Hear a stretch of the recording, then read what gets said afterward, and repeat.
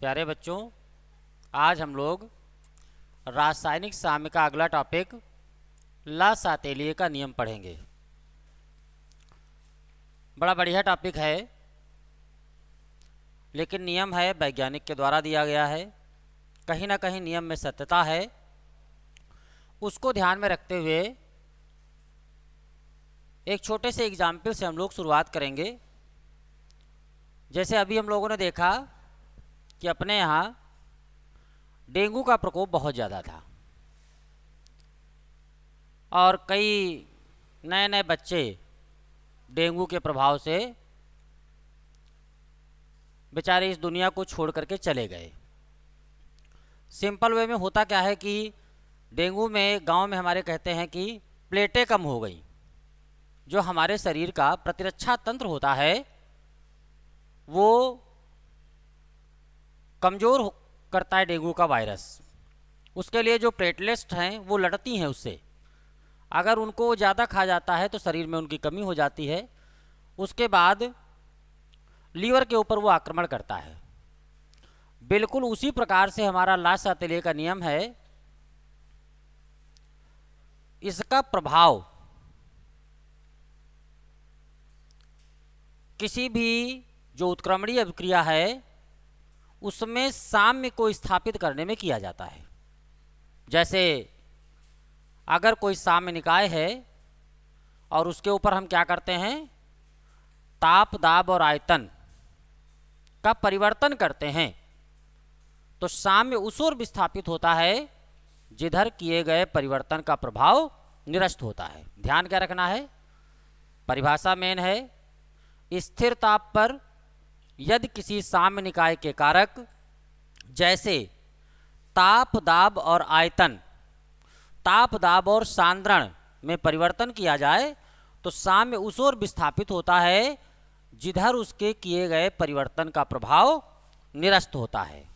अगर किसी साम्य निकाय के कारक जैसे ताप दाब और सांद्रण में परिवर्तन किया जाए तो साम्य उस ओर विस्थापित होता है जिधर उसके किए गए परिवर्तन का प्रभाव निरस्त होता है।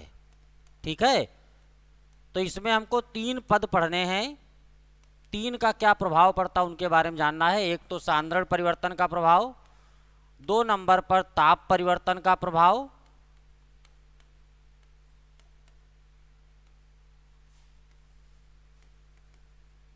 और 3 नंबर पर दाब परिवर्तन का प्रभाव। 3 प्रभाव ला सातेलिए साहब के नियम के आधार पर साम्य निकाय पर हम लोग देखेंगे। ठीक है, तो नियम हो जाएगा, ध्यान ध्यान क्या रखना आपको, स्थिर ताप पर यदि किसी साम्य निकाय के कारक जैसे ताप दाब और सांद्रण में परिवर्तन किया जाता है तो साम्य उस ओर विस्थापित होता है जिधर किए गए परिवर्तन का प्रभाव निरस्त होता है। ठीक है, ला सातेलिए साहब का नियम क्या कहता है, यदि किसी साम्य निकाय के कारक जैसे ताप दाब और सांद्रण में परिवर्तन किया जाए तो साम्य उस ओर विस्थापित होता है जिधर उसके किए गए परिवर्तन का प्रभाव निरस्त होता है। अब सिंपल सी बात है यार, जैसे सांद्रण परिवर्तन आपको देखना है, ज़्यादा लोग खाना खाने वाले हैं ज़्यादा खाना बनाओ, कम लोग खाना खाने वाले हैं कम खाना बनाओ। क्यों, अगर ज़्यादा लोग खाना खाने वाले हैं तो ज़्यादा खाना बनाओ। आपको क्या करना पड़ेगा, रॉ मटेरियल ज़्यादा लेना पड़ेगा, ज़्यादा खाना बनेगा। ऐसे अगर कोई रासायनिक अभिक्रिया हो रही है, आपने अभिकारक की सांद्रता बढ़ा दी तो क्या होगा, उत्पाद ज़्यादा मात्रा में बनेगा। सिंपल सी बात। क्यों, बिल्कुल ऐसे ताप परिवर्तन के प्रभाव में अगर हम ताप को बढ़ाएं या घटाएं, 2 प्रकार की कंडीशन है। जैसे 2 बच्चे लड़ाई कर रहे हों, 2 बच्चे लड़ाई कर रहे हों और 2 बच्चे पहुंच जाओ वहां पर, आपके पास में 2 विकल्प हैं। एक क्या कहोगे, मार मार मार, और दूसरा क्या बोलेगा, मारना नहीं मारना नहीं। 2 ही बातें तो हैं। 2 बच्चे पहुंच गए और आपने क्या कहा कि मार मार मार, तो मारपीट हो ही गए। और अगर आप गए और कहा नहीं लड़ाई नहीं, 2 लोग केवल डपट के बोले लड़ाई नहीं होगी, तो वहां पर क्या होगा बेटा, मारपीट रुक जाएगी, इतनी क्षमता नहीं है। दूसरा एग्जाम्पल देख लो, जैसे गर्मी का मौसम है और आपको दोपहर में 1 बजे सूर्य के सामने बिठा दिया जाए, एक विकल्प। दूसरा विकल्प क्या है, आपको एसी रूम में बिठा दिया जाए, तो कहाँ पे बैठना पसंद करोगे? एसी रूम में। तुरंत बोल पड़े, दांत निकाल दिए, क्यों? यही बात ताप परिवर्तन के प्रभाव में ध्यान रखनी है आपको, ठीक है। 2 प्रकार की आपकी अभिक्रियाएं होंगी, एक होगी बेटा ऊष्माक्षेपी, एक अभिक्रिया कौन सी होगी आपकी, ऊष्माक्षेपी। 2 प्रकार की अभिक्रियाएं होती हैं, एक होगी ऊष्माक्षेपी और एक होगी ऊष्माशोषी।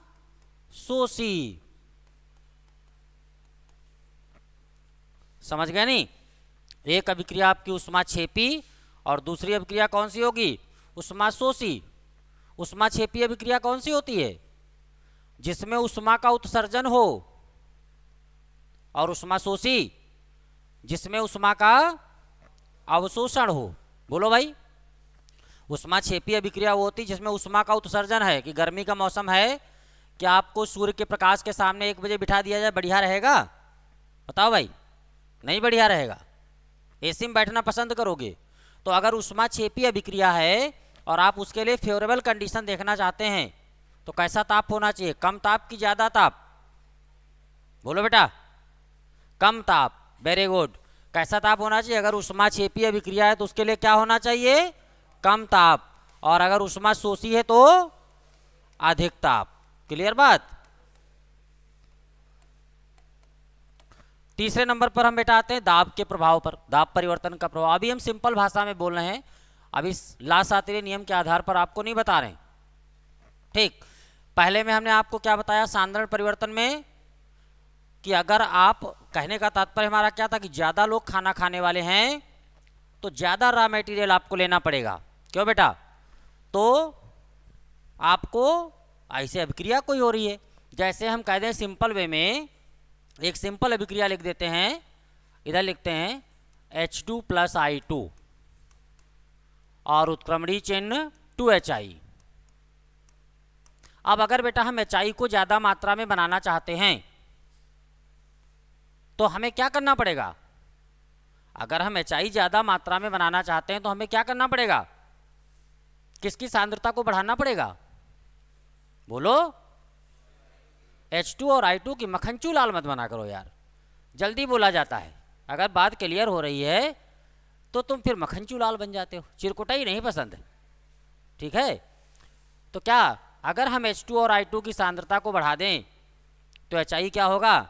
ज़्यादा मात्रा में बनेगा। तो भाई अभिकारक की सांद्रता बढ़ाओगे, रॉ मटेरियल बढ़ाओगे, उत्पाद ज़्यादा बनेगा। बोलो बेटा, ताप परिवर्तन की बात करें, आपको ये देखना है अभिक्रिया आपकी ऊष्माक्षेपी है कि ऊष्माशोषी।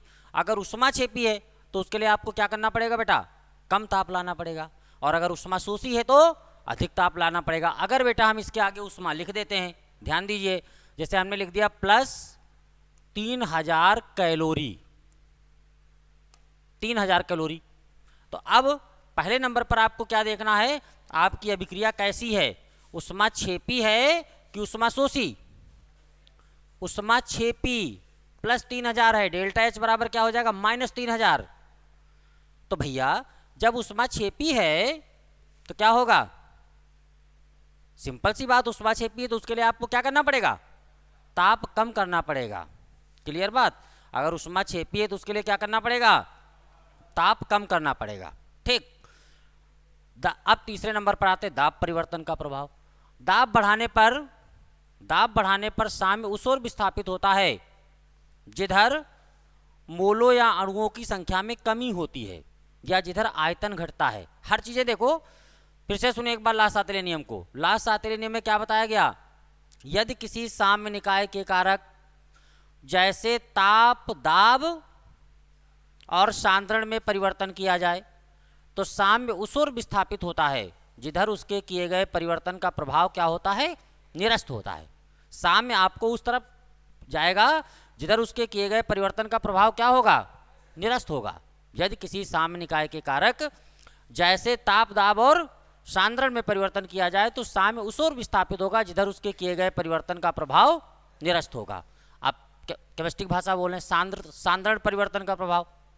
ठीक, किसी भी साम्य में हम अगर अभिकारक की सांद्रता बढ़ाएंगे तो साम्य उस ओर विस्थापित होगा जिधर पदार्थ की खपत होगी। अगर किसी हम अभिक्रिया में क्या करेंगे, सांद्रता को परिवर्तित करेंगे तो साम्य किस ओर विस्थापित होगा, जिधर पदार्थ की खपत होगी। जैसे इसमें अगर बेटा हम H2 या I2 की सांद्रता को बढ़ा दें तो हमारा साम्य किधर को आएगा, इधर को। जब साम्य इधर को आएगा HI ज़्यादा बनेगा, जो ही HI ज़्यादा बना तुरंत क्या होगा, रिएक्शन आपका बैकवर्ड डायरेक्शन में जाएगा। तुरंत भाई उत्क्रमणीय है ना, HI ज़्यादा मात्रा में बना तो क्या होगा, H2I2 ज़्यादा मात्रा में बन जाएंगे।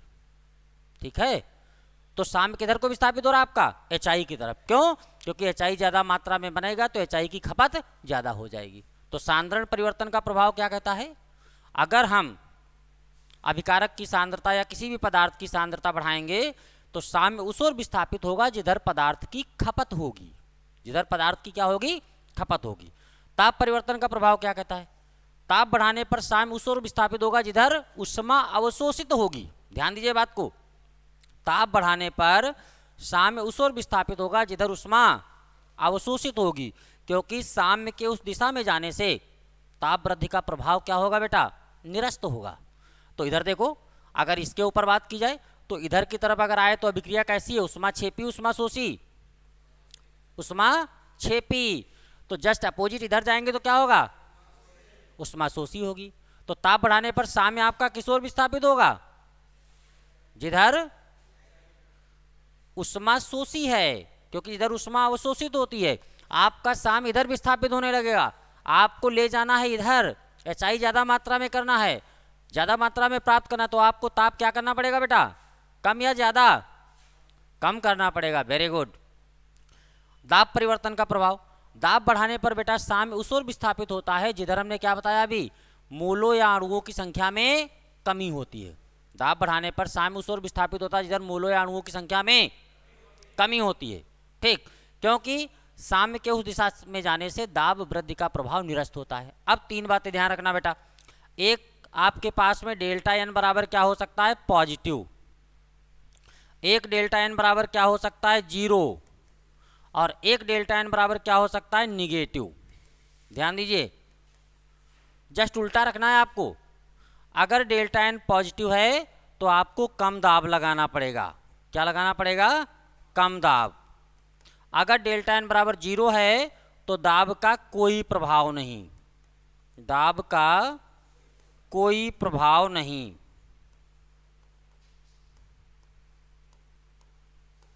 और अगर डेल्टा एन बराबर निगेटिव है, जस्ट उल्टा, तब क्या करना पड़ेगा बेटा, अधिक दाब।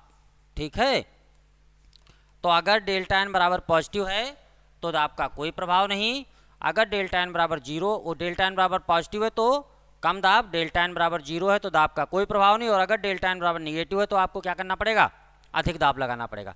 चाहो तो आप परिभाषा से भी सीख सकते हो। अभी हमने आपको क्या बताया, दाब बढ़ाने पर साम्य उस ओर विस्थापित होता है जिधर आयतन में कमी होती है या मोलों की संख्या में कमी होती है। सभी क्रिया में देखिए बेटा, इधर 1 मोल, कुछ नहीं लिखा तो 1 मोल, इधर कुछ नहीं लिखा तो 1 मोल, और इधर बने कितने, 2 मोल। 2 मोल बने नहीं बने, तो कुल मिलाकर के दोनों तरफ मोलों की संख्या क्या है, समान है। तो दाब का कोई प्रभाव पड़ेगा कि नहीं पड़ेगा, नहीं पड़ेगा। तो लासातले साहब का नियम क्या कहता है, यदि किसी साम्य निकाय के कारक जैसे ताप, दाब और सांद्रण में परिवर्तन किया जाए तो साम्य उस ओर विस्थापित होता है जिधर किए गए परिवर्तन का प्रभाव निरस्त होता है। सांद्रण परिवर्तन का प्रभाव, सांद्रता बढ़ाने पर, किसी भी पदार्थ की सांद्रता बढ़ाने पर साम्य उस ओर विस्थापित होता है जिधर उस पदार्थ की खपत होती है। तो जिधर पदार्थ की खपत है उसको आपको देख लेना है। ताप परिवर्तन के प्रभाव में ताप बढ़ाने पर साम्य उस ओर विस्थापित होगा जिधर उष्मा अवशोषित होगी, क्योंकि साम्य के उस दिशा में जाने से क्या होगा, ताप वृद्धि का प्रभाव निरस्त होगा। और दाब बढ़ाने पर साम्य उस ओर विस्थापित होगा जिधर आयतन में कमी होगी।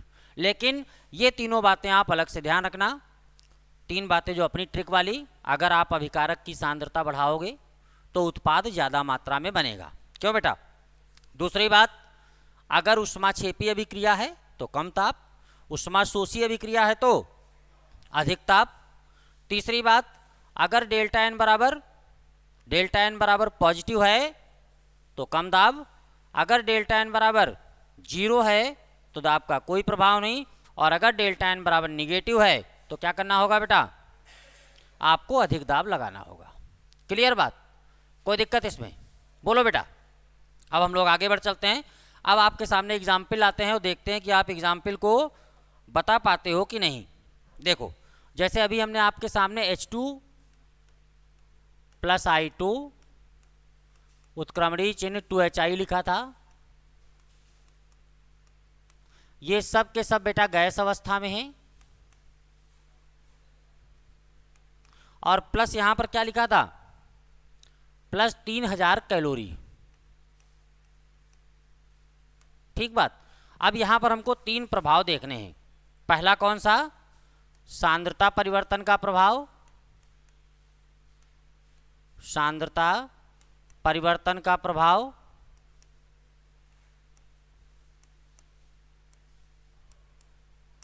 दूसरा बेटा ताप परिवर्तन का प्रभाव,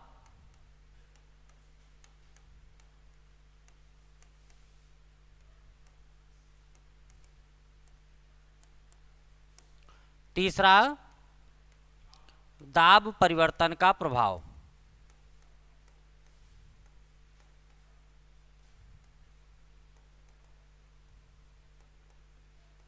ठीक। अब इस अभिक्रिया में आपको तीनों बातें देखनी है। अगर हम कह दें HI को ज़्यादा मात्रा में प्राप्त करना है, तब आप क्या करेंगे बेटा? सांद्रता बढ़ा देंगे। किसकी सांद्रता? H2 या I2 की सांद्रता को बढ़ाएंगे। तो यहां पर हम सिंपल सा लिख देते हैं H2 या I2 की सांद्रता उच्च। अगर हम H2 या I2 की सांद्रता उच्च कर दें तो HI ज़्यादा मात्रा में बन जाएगा। क्लियर बात? ताप परिवर्तन के प्रभाव में आपको देखना है अभिक्रिया ऊष्माक्षेपी है कि ऊष्माशोषी? ऊष्माक्षेपी। जब बेटा ऊष्माक्षेपी है तो इसके लिए आपको क्या करना है? ऊष्माक्षेपी के लिए आपको कम ताप लगाना होगा। ऊष्माक्षेपी के लिए आपको क्या करना पड़ेगा? कम ताप लगाना होगा। दाब परिवर्तन के प्रभाव में हम डेल्टा एन देखेंगे। डेल्टा एन बराबर क्या? गैसीय उत्पाद के मोल माइनस गैसीय अभिकारक के मोल होता है। यन गैसीय प्रोडक्ट माइनस यन गैसीय रिएक्टेंट ना। गैसीय उत्पाद के मोल कितने हैं? 2 माइनस गैसीय अभिकारक के 2 मतलब 0। इसका मतलब दाब का कोई प्रभाव नहीं, दाब का कोई प्रभाव नहीं। बोलो बेटा।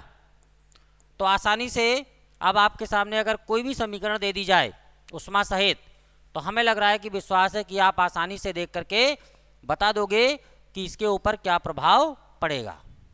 क्लियर बात? तो अगला एग्जाम्पल बोले आपके सामने। बोलो भाई। अगले में आते हैं हम लोग, देखते हैं अगला एग्जाम्पल।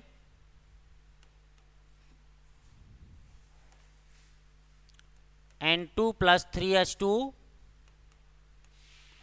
उत्क्रमणीय चिन्ह 2NH3।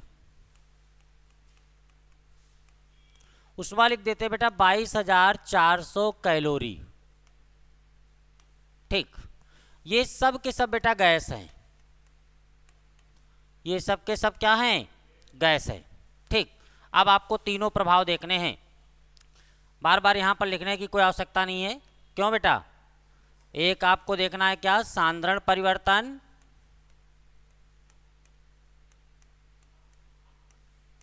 दूसरा क्या लिखना है? ताप परिवर्तन,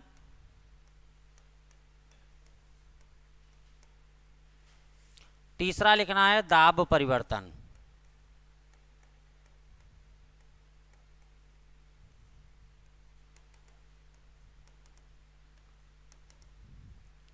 ठीक। है मोनू पांडे, तुम दोनों लोग मोए मोए कर रहे हो। अभी मुर्गा बनाएंगे यहाँ आगे, समझ लो, समझ लो, इंटर तक काम आने वाला है ये। यही नहीं कक्षा 11 में एक्सपायरी डेट डाल के पढ़ लिए, कक्षा 12 तक ये काम आने वाला है। इतना बढ़िया नियम है, ठीक है। तो देखो बेटा, अब सांद्रण परिवर्तन का प्रभाव, अगर हम कहते हैं हमें अमोनिया ज़्यादा मात्रा में प्राप्त करनी है तो हम क्या करेंगे, किसकी सांद्रता बढ़ाएंगे, N2H2 की सांद्रता उच्च ना, N2H2 की सांद्रता उच्च। अब बेटा अभिक्रिया उष्मा क्षेपीय की उष्मा शोषी, उष्मा क्षेपी, उष्मा प्लस का 22,400, डेल्टा एच बराबर क्या हो जाएगा, माइनस का 22,400। तो बेटा उष्मा क्षेपी, उष्मा क्षेपी के लिए आपको क्या करना पड़ेगा, कम ताप लगाना पड़ेगा, है नहीं। उष्मा क्षेपी के लिए क्या करेंगे आप, कम ताप लगाएंगे, ठीक। दाब परिवर्तन के प्रभाव में देखो, डेल्टा एन बराबर क्या होता है, एन गैसीय प्रोडक्ट माइनस एन गैसीय रिएक्टेंट। बोलो, गैसीय उत्पाद के मोल कितने हैं, 2, गैसीय अभिकारक के 3 और 1 4, 2 माइनस 4 मतलब -2।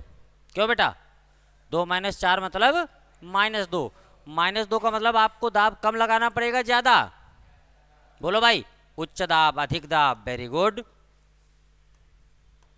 अच्छा वैसे देखना चाहो, अगर जो हम भाषा बोले थे वो देखना चाहो, लास्ट आतेले के नियम में हमने क्या बताया, यदि किसी साम्य निकाय के कारक जैसे ताप दाब और सांद्रण में परिवर्तन किया जाए तो साम्य उस ओर विस्थापित होता है जिधर किए गए परिवर्तन का प्रभाव निरस्त होता है। यही तो बताया, यदि किसी साम्य निकाय के कारक जैसे ताप दाब और सांद्रण में परिवर्तन किया जाए तो साम्य उस ओर विस्थापित होगा जिधर उसके किए गए परिवर्तन का प्रभाव निरस्त होगा, क्योंकि साम्य उधर ही जाता है जिधर उसके हम जैसे आपके एक झापड़ मारे खींच के, तो इतना तेज हमको झापड़ थोड़ा ही मारना है कि आपका दांत ही टूट जाए।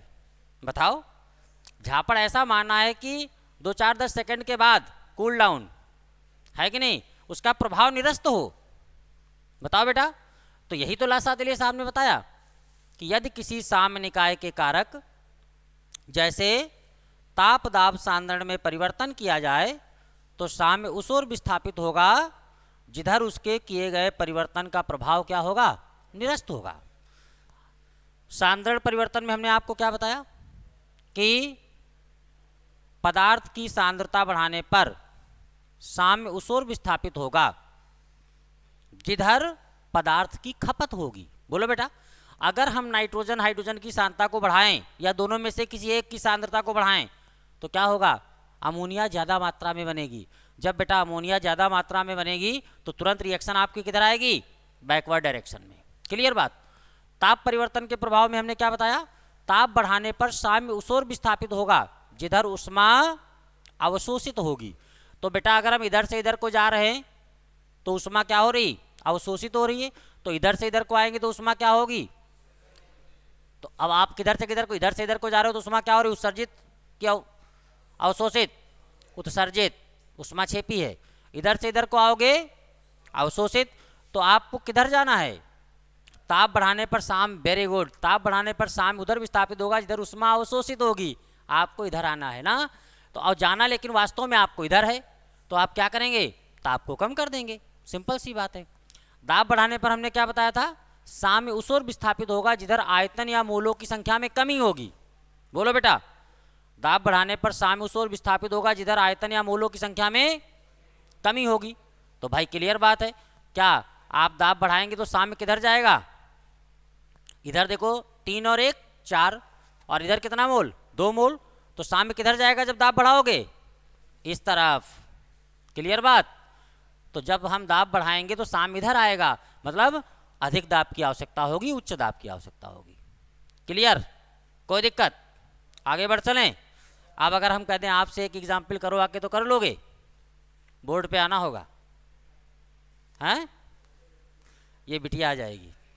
अरे आजा बेटा, पढ़े लिख लो बच्चा, मेहनत करो, नहीं जानते हो, बालिकाओं को तो हमारी और मेहनत करना चाहिए, क्यों बिटिया? बालिकाओं को और ज़्यादा मेहनत करनी चाहिए, बालकों को भी मेहनत करनी चाहिए, दोनों बच्चों को जरूरी है। महंगाई बहुत है और अब बेरोजगारी किसी से छिपी नहीं है, इसलिए अगर आप टॉप मोस्ट हैं तभी आगे निकल पाओगे। डरना काहे का, गलत होगा, कोई दिक्कत नहीं, डर रहे हो ना? अच्छा चलो कोई बात नहीं, हम ही बताते। अगले एग्जाम्पल पे हम आते हैं। जैसे ये दोनों एग्जाम्पल समझ गए? किसी बच्चे को कोई डाउट? आगे बढ़ें। चलिए अगला एग्जाम्पल हम बोलते हैं बेटा N2 + O2 arrow to NO, और उष्मा को हम लिख देते हैं माइनस में। देखते हैं, चलो इसी को मिटा दें।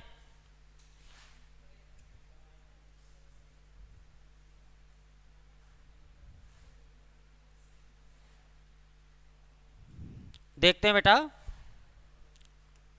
N2 + O2 उत्क्रमणीय चिन्ह 2NO, ये सब गैस है। और उष्मा बेटा हम लिख रहे हैं माइनस की 43.2 किलो कैलोरी। तो डेल्टा H बराबर क्या हो जाएगा? माइनस का प्लस का हो जाएगा, प्लस का 43.2 किलो कैलोरी। अब इस पे तीनों परिवर्तन के प्रभाव को आपको बताना है। सांद्रण परिवर्तन का प्रभाव क्या पड़ेगा, ताप परिवर्तन का प्रभाव क्या पड़ेगा, दाब परिवर्तन का प्रभाव क्या पड़ेगा, और हमें क्या प्राप्त करना है? NO ज़्यादा मात्रा में प्राप्त करना है। अगर हमें NO ज़्यादा मात्रा में प्राप्त करना है तो हमें क्या करना पड़ेगा? बोलो बेटा, अगर हमें NO ज़्यादा मात्रा में प्राप्त करना है तो क्या करना पड़ेगा? नाइट्रोजन व ऑक्सीजन की सांद्रता को उच्च करना पड़ेगा। Very good.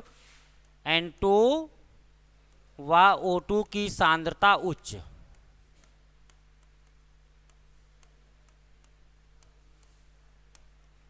अभिक्रिया बेटा उष्मा छेपी उष्मा शोषी, उष्मा शोषी, वेरी गुड। अगर उष्मा शोषी है, अगर उष्मा शोषी है तो उसके लिए क्या करना पड़ेगा? अधिक ताप।